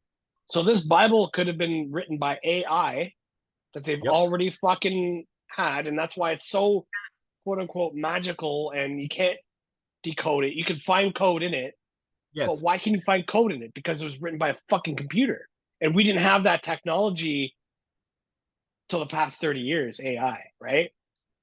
But they've had it. So why couldn't the Bible have been written by technology to make it so fucking hardwired into people's brains that, oh, it must have been written by people influenced by the Holy Spirit, right? Yeah. Bullshit. And sorry for all my Christian homies and people. I love you. It's just, I just don't. It's what it's referenced as the greatest story ever told. We It's not. we are bearded philosophers. This is what Yeah. we question, we think, we share ideas. This is what happens. Oh, and like the video game thing, how they're it's just like today on if you're on social media, you have to say, oh, this is for entertainment purposes only. This is Right. all satire. This is comedy. Any references I make, it's just comedy. It's satire. It's entertainment. You can't be serious or a joke, or you'll be, you know what I mean? Pure coincidence if any living or non-living entities Yeah. are referred in this work of art. So it's like all those video games and movies that they share some of those truths in, they were just for entertainment. It's none of it's Right. Same thing. That's what a lot of people are saying now in their podcasts. Yeah, the same So thing. they don't get fucking shadow banned or whatever. They say, oh, this is all for entertainment purposes only, even though we're discussing truth and philosophical ideals. This is all for entertainment purposes only, which, yeah, it is. But at the same time, think about what we're fucking saying. Yep. And then, so I think that's what some of the old films and the video games and stuff, that's how they got away with it. Oh, it was just entertainment. That didn't really happen. It didn't. It's just a game. It's just a movie. I'm personally very fucking distraught about how my content isn't getting out there because of the fact that I'm shadow banned by the technocrats. Right. I see people. I'm not jealous or anything. Well, maybe a little bit jealous that other people are getting more successful in doing what they do, but they're finding workarounds. And I don't know, man. It's fucking hard to be a content creator and be shat upon by the technocrats. Like, why? Because I'm not showing my fucking asshole, or I'm not a chick with like big fucking tits. And you're not spreading. It's just, yeah, it's crazy, man. Yeah, I hear you. It's it's just like it's just weird. They want who they want for a reason, Like, Yeah. I think Rogan probably grew organically, but then I think that whole Spotify deal was Compromisation. How you're gonna do what we want, or you know what I mean? Yeah. What he had on Art Sabrell, Yeah. I just listened to that the other day. Yeah. A funny thing happened on the way to the moon. Dude, Have you seen my film? A funny thing happened on the way to the moon. I'm Bart Sabrell. Yeah. Shane's impression is the best, dude. So fucking funny, dude. And I didn't know who he was referring to until a few days ago. Oh, really? But yeah. So I listened to him, and it's just funny how Rogan is like, well, I have to be the devil's advocate. And Bart was like, no, you don't. I didn't see everything you need to know is on Sabrell.com. Right. Oh, it's so funny. Yeah. So I think, yeah, that poor dude, got too big for his britches, and now he has to play ball. It's like, it's funny how all that happened, and then he started having that guest on there that was the ex-CIA. Right. All his kids' names are mafia guys' names. Yeah. Fucking wild. Right? Yeah, it's funny. Oh, so the point I was trying to make about that nightmare dream Uh, Oh, by the way, yeah, buy my new book, Astronauts Gone Wild. yeah.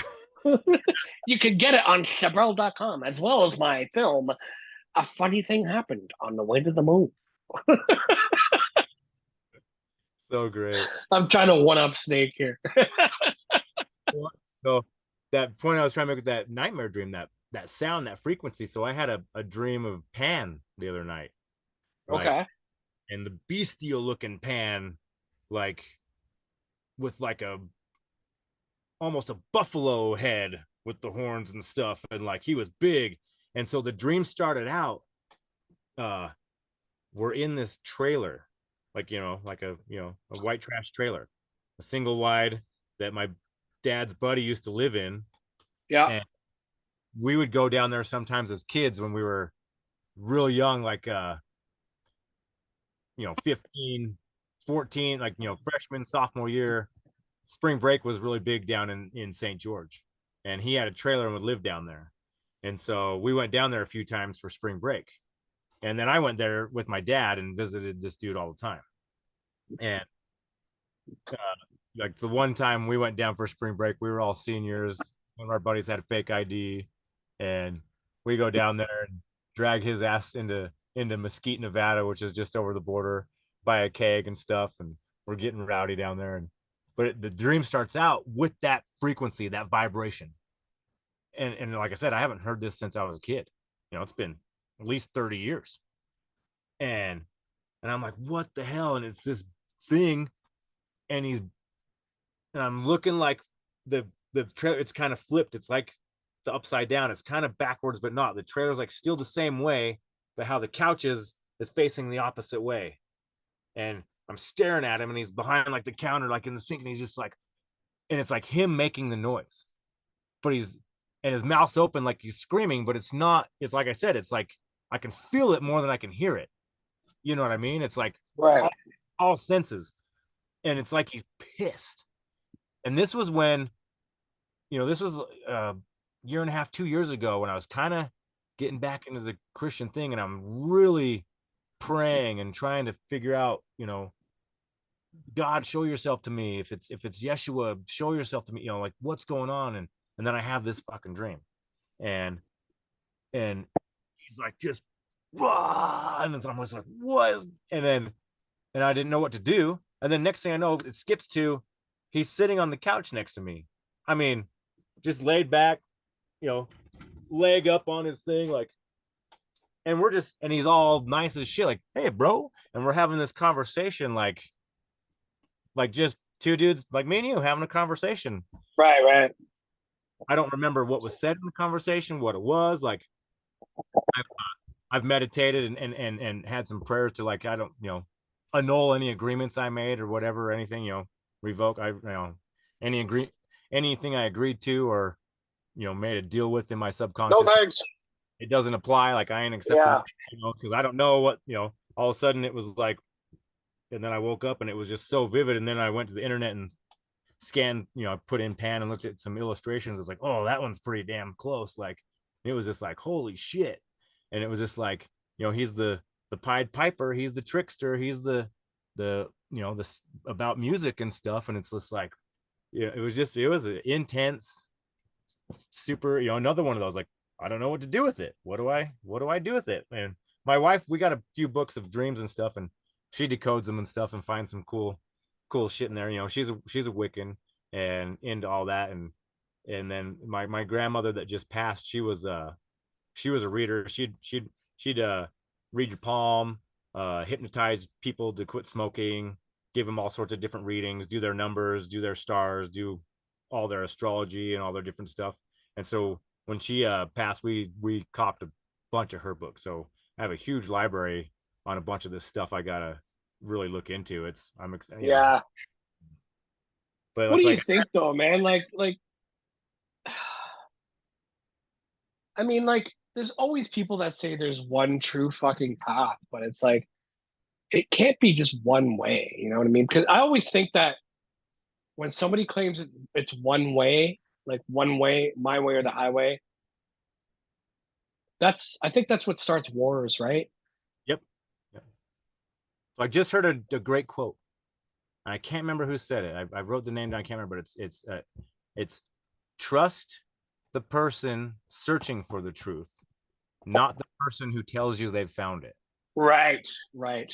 So it's like, you know what I mean? It's like, I don't think we're all supposed to have the same path. It's funny too, Eric, because like there's people I work with and they're younger kids and shit, right? Like in their early 20s and stuff like that. Some in their early 30s, and they're like they know what I do with this show, right? And they always ask me, "So you're a Christian?" I'm like, "No." I'm like, "So you're a Muslim?" "No." "So Buddhist?" "No." Like any religion you throw at me, I'm gonna deny it. Yeah. And I said, I don't put labels on myself. I don't even know who the creator is. I just know there is a creator. And if you claim to know that you know his name, then you are probably on the wrong fucking path. Yep. Right. And they can't comprehend that because it took many years for me to figure that out. Still figuring it out, right? Still figuring it out. Yeah. Yeah. Like I'm not going to claim that my way, my truth is the only way. Exactly. That's what I I teach. can't. I can't. With all humility, I cannot say that I know for a fact that there is a creator, but I don't know his name. Right. But I feel that that's the closest that resonates with me. Yep. Because any fucking man that claims to know the creator's name and puts it in a fucking book for you to follow is trying to fucking control you. And then that book says, let every man be a liar. Right. Like, it's so funny how many hypocrisies and little truth things are like in that in there. You know what I mean? Yeah, it's insane, man. I It's just, just I and that's the beauty of our Telegram chat is that we can all come together and disagree, yeah. but on a level of love. Yeah. Well, like that one And day that's how it should be. you were kind of freaking out when Snake was kind of going hard at me. And I'm like, he's just misunderstanding this one point. Mhm. I'm trying to state this, but he's taking it this way and it's pissing him off. And he's not listening to my rebuttal where I'm trying to smooth it out to come to an understanding. And he's going deeper the wrong way instead of, you know, and then once we got there, it was all good. And I knew It's that. like, oh yeah, cool. I love you, man. I was never, I just knew he was taking this thing the wrong way. And Sure. once, after a few messages, I was like, he's not getting it. So then I just kind of started poking at him just to get him going. And then I made sure, like, hey, no, this is where we're at. Like, we're not totally disagreeing. It's just there's one part we think is different. You know what I mean? Like, Yeah, and neither of us have proof either way to prove it true either way. You know what I mean? exactly. And there's no one out there right now that has that proof either. You know, the same highly accredited people with the same status think both the things that me and him think. So Right. yeah. And it's funny too, because like I caught a cold the other day. Excuse me. You can still hear it, but that's probably why I felt horrible the other day. And I Right. felt off balance. And I was telling you guys, I feel fucking horrible. I don't know what's going on. And this is probably why, because if I have a cold, my mind goes out of whack too because I'm not in my proper state. But I told Snake that I'm like, yeah, dude, whatever. It's only gonna last a couple days because terrain theory, right? He's like, whatever, dude. Well, it's like same thing. Both my children, my oldest one had one for a couple days, and then now my youngest one's had one for a little bit longer. And I'm like, she's younger. Her body hasn't figured it out yet. You know what I Yeah, mean? Well, I had like an itch in my throat for 2 days. Like it didn't even touch me. You know, it's like, right. and like I said, we all live together. We all might be synced up. You know what I mean? It might not be, it possibly could be that we all got the same germs because we've all been at the same places, the skating rink, uh, all the same softball fields and different things we were all touching. Because we had our big party at the roller skating rink the other night, the fun center, and who knows if we all got it from we all touched the same dirty video game or something, and then ate some pizza, or one of them. But the thing, one of their systems started reacting, and it triggered all of our systems. It's possibly all the same. It could be right. But the thing, what Snake was saying with you is that Snake said, "Oh, there's so many times where I've been in a situation where I've been in a room full of people who were sick, and I ended up being sick." He's like, and he said to you, "Good for you if you have the confidence to like rise above that and not get sick." And I'm like, that's exactly how I feel. Yeah. When there's people around me that are sick, I'm like, whatever, I'm taking my vitamin D3 and B12. I'm good. I'm not going to get sick. And I don't. Yeah. That's the thing. And ever since I started taking that shit,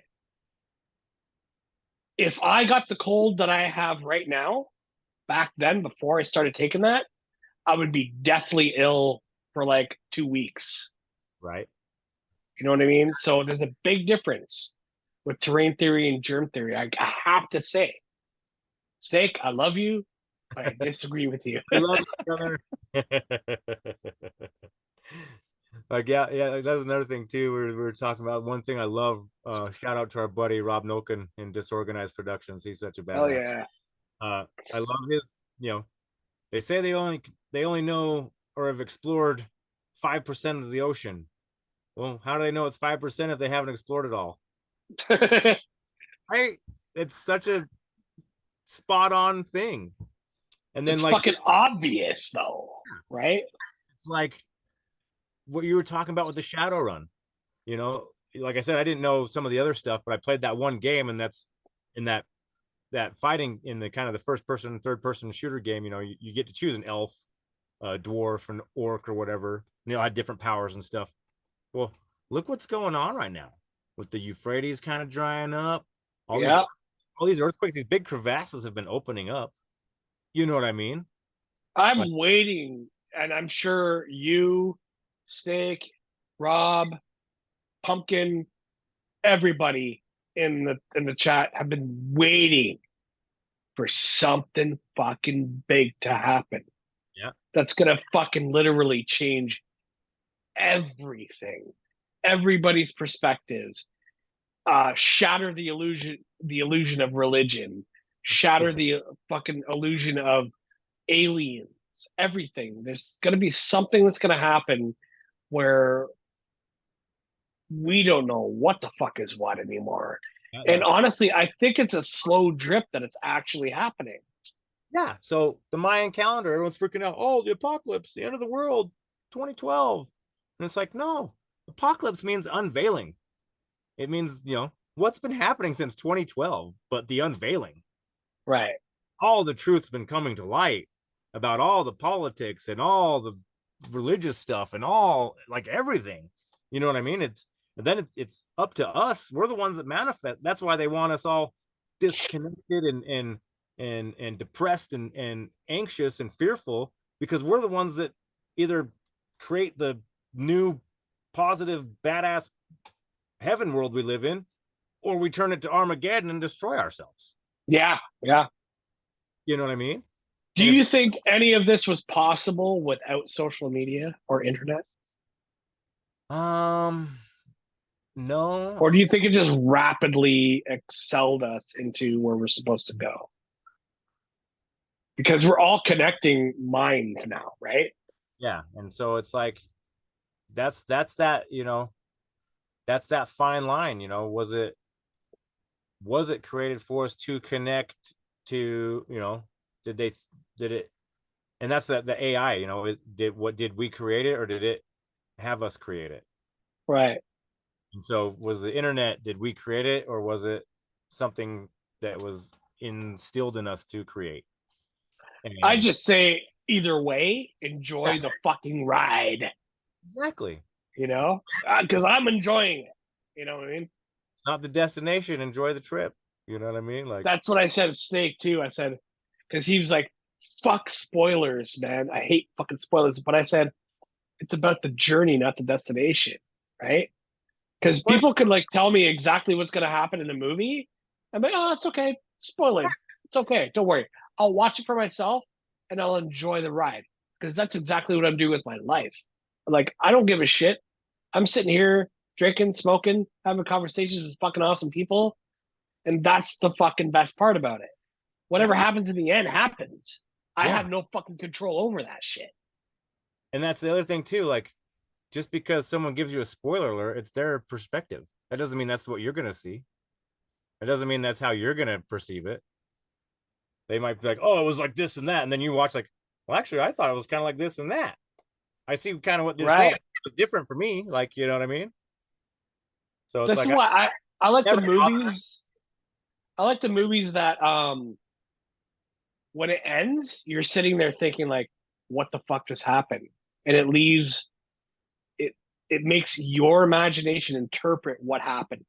yeah, Those are my favorite kinds of movies I could watch over and over and over again yeah, because I could take something out of it every time I watch it, right? yep. That those are the best ones. And some people are like, fucking suck, man. Didn't fucking tell you what happened. I'm like, well, it's up to you to know what happened, Watch right? it again. Maybe you missed something. That's it. Maybe the ending was in the middle and you didn't realize it. Right. Pulp I Fiction's love that shit. yeah, yeah, that stuff's great. Eric, Yeah, what time is it now? it's been like almost 2 hours. Uh almost 2 hours. We could go for another 15 and then wrap it up. We're good. No, Cool, man. No, this is awesome, it's man. your show, man. I'm just glad to be here. I'm just glad to finally, digitally, at least digitally face to face.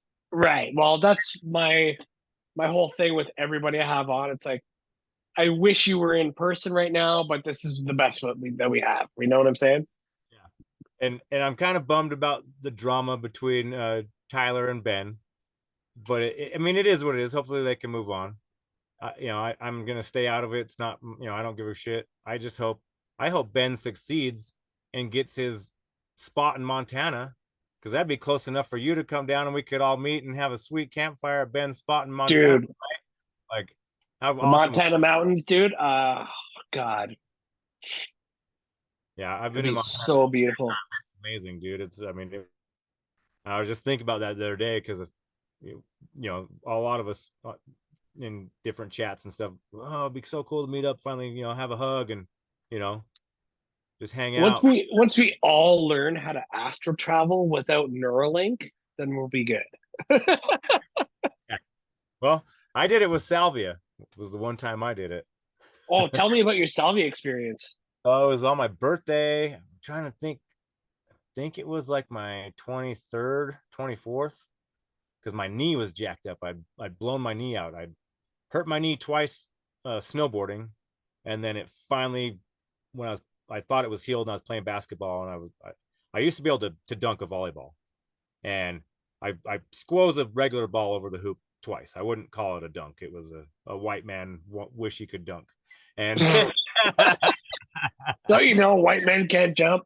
yep, I used to be able to I had some hops, and so I was on a fast break, thought I was going to get this one, and right when I took my step before I jumped, my knee just blew out, and that was it. So I'm at my birthday on crutches and stuff, and and since I couldn't do anything, we were partying hard, and we were getting rowdy, and then we were sitting by the campfire. And have you ever had a Lev, Lev? It's a big old beer, but it's really strong. It's like I think it's from Czech or somewhere. We have to buy them here at the liquor store because it's like a Okay. 10-12%. Like, it's a high alcohol I product. got 10% right here right now. Yeah. And so I had a couple, or no, it wasn't a Lev, it was a Chime, Chima. And I kept teasing my buddy. His name was Timmy. I'm like, hey, Timmy, you want some Chime? Timmy? And I was so fucked up. Like, I kept saying, they're all getting pissed. And then, so we smoked some salvia, and then Already drunk. yeah, I'm way yeah. Okay. I'm Okay. stoned. Yeah, I'm way out on a bunch of super out there. And probably had who knows. We were even popping Valium sometimes because Timmy was a gimp, or not a gimp, but we called him Timmy the gimp. He had a few accidents, was messed up, and had prescriptions for Valiums and Flexerol and a bunch of stuff. So like when we used to get kind of crazy, you'd take one of his little blue Pam 10 Valiums and you'd take one of those muscle relaxer Flexerals. You'd have a couple beers and you would be in the twilight zone. Wow. So we're Sounds like super, a good time. yeah, we're super wasted up at the lake by the campfire because my pops would always throw a big 4th of July party up there. And my birthday is the 7th of July. And so we're all there camping, getting rowdy, and everyone's talking about, let's go for a walk over here and a walkabout, and we'll go down over here and this and that. And yeah. And so then we go on this walkabout and we walk down here, we go by this tree, and so does this and so does that, and blah blah blah. And then all of a sudden I wake up and I'm at the campfire and nobody's there. And I'm like, the fuck? The fuck just what? And then I realized, oh yeah, my leg's fucked up. And then here comes everybody, the 20 people. And I'm like, hey, y'all just went here, you did that, you did this, and they're like, how the fuck do you know that? You weren't there. And I'm like, I sure was. My body wasn't, but I was there. And I started telling them the whole thing they just did for like the last 20, 30 minutes. And you blew their fucking minds, right? They're just, we're all sitting and they're just, faces just jaws dropped around the campfire. Like, how the fuck do you know that? That is wild. Dude, I was there. I saw it all. You said this. You ran up to the tree and did this, and they were just like, what in the fuck? And I'm like, I don't know. That's what happened. And they didn't burn you at the stake. That's congratulations. They thought it was cool as shit. They're just like blown away, like, how in the hell? And I'm like, I don't know, dude. That's amazing. Because back in the Salem times, they would have burned you at the stake for telling you that story. Oh, for yeah. Telling them that story. Yeah. Because you were doing natural witchcraft, not their religious witchcraft. Right. That's what it's all about. It's opening your fucking mind, realizing the potential that we all have within us. Yeah. Holy fuck, dude. It's fucking wild. It's like, think about, a pagan, what they would label a witch, standing there around the fire, their altar, whatever, doing a chant and trying to get their crops to grow, or have an animal come in to hunt, and what's wrong with that, right? Have their ship sail, make it to the destination, or whoever's traveling make it home. And then what's the difference between that and then a Catholic with their rosary beads saying the same thing over and over, or a Buddhist with their beads doing the Nam Yoho Renge Kyo over and over? It's the same thing. Mm-hmm. You're doing a ritual chant to create an outcome. Om Mani Padme Hum, whatever, right? Like, fuck. Yeah. It's all the same shit. It's all the intention, the power that you put behind it. Yeah. And it's all fucking demonized by Christianity. I think Christianity is the most that demonizes everything. Right. And there's another question, like, why is Christianity the only one that really gets attacked? Christianity, like the only one that's not protected.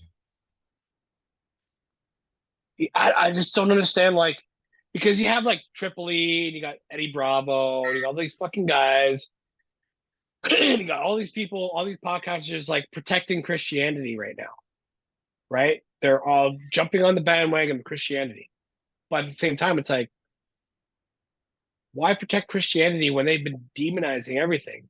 And why are the elites especially demonizing Christianity? Right.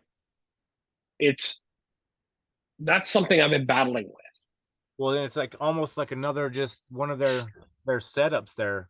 What is that? The reverse psychology.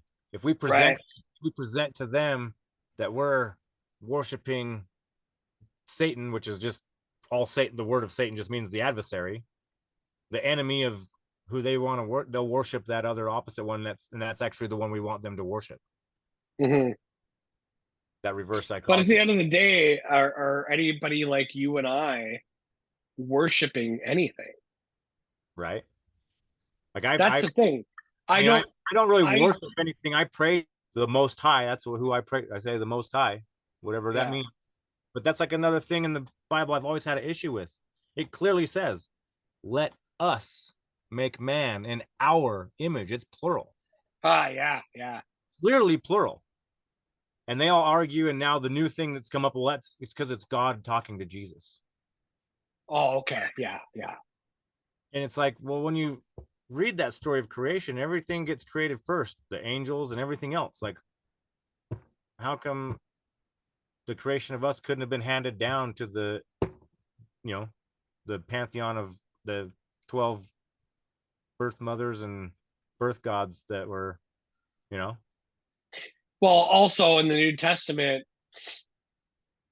is it the New Testament? What talks? Oh, the 12 apostles all represent the constellations, right? There's supposed to be 13. 13, right? It's So also supposed to be 13 months, right? So like September is supposed to be the 7th month, but it's the 9th. October, November, December is clearly Right. 9, 10, but it's right. 10 or 9, 10, 11, 12. It doesn't match up. Right. And then April is supposed to be the first month because how the zodiac goes. The last sign is Pisces, March, and then it starts over again into Aquarius, which is April, right? Fucking man-made constructs. But I don't know if it's here's my only take on it as being a geocentrist. I see the sky clock. I mean, the moon obviously tells you the month, the sun tells you the time of the day, the stars go and tell you the time of year and the millenniums and the eons and shit. It's like, is it a construct, or have we been separated it to think it's a construct? Because people another thing. Yeah.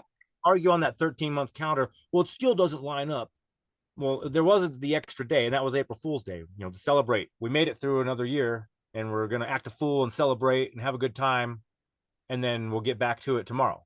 Well, also, there's a slight movement in the sun and the moon. They're going a degree every day. That's why it goes from the Tropic of Cancer to the Tropic of Capricorn and back and forth during the equinoxes and the different times of year to create winter and summer in the different parts of the land, whether you're a globe, the globe and it's the hemisphere, or if it's the flat map and it's the inner or the outer.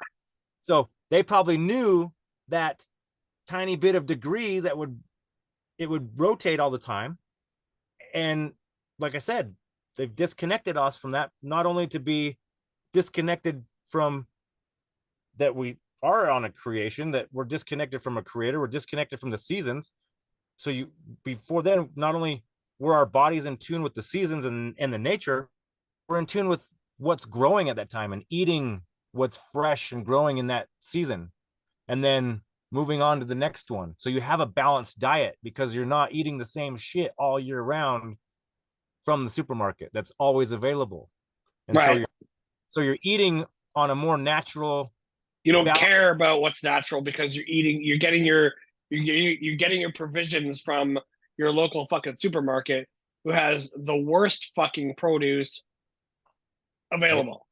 And crap all year round, instead of, hey, we just got a deer, so we're going to eat on this for a month or two, and then whatever's growing, we got these nuts right now and we got this fruit, and then a few months go by, oh, we just got a pig, and now we're going to eat on this for a few weeks or whatever, and then these vegetables are growing, and then, oh, now we got some fish and we're going to eat on this for a while and these vegetables and fruits, and now we got to hurry and gather up the harvest because it's fall time and get everything that's now grown and that we can harvest and save for the winter. And now during the winter, we're going to hunt the things that are still out in the winter and eat on our reserves, and then celebrate in the spring because everything's going to start growing again. So it's a natural, balanced diet. So you would be healthy as fuck because you're in tune with the seasons. You're not eating.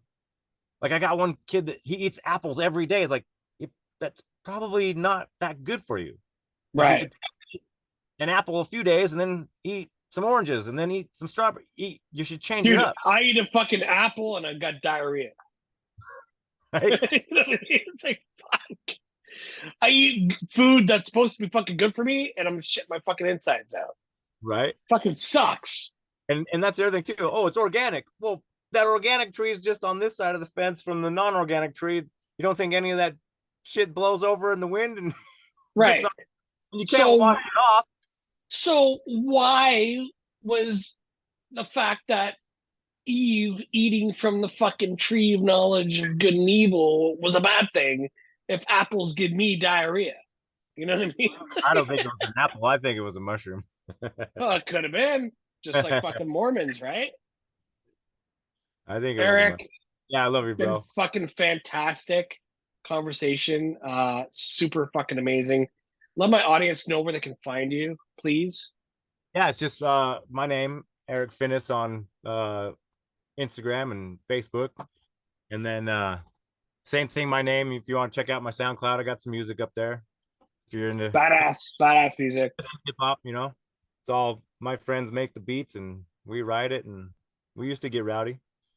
That's pretty much it. Those two. All the links will be in the show notes. Yeah, I don't really, I kind of post and ghost. I look at a few things, I usually just kind of share what's going on, and I'll see a couple of memes or whatever and share them real quick. And I try to look at my friends' stuff and stuff, but it's hard. Like, I just don't have time, and it's just not. It's all good, man. You had time for me today, so that's what matters.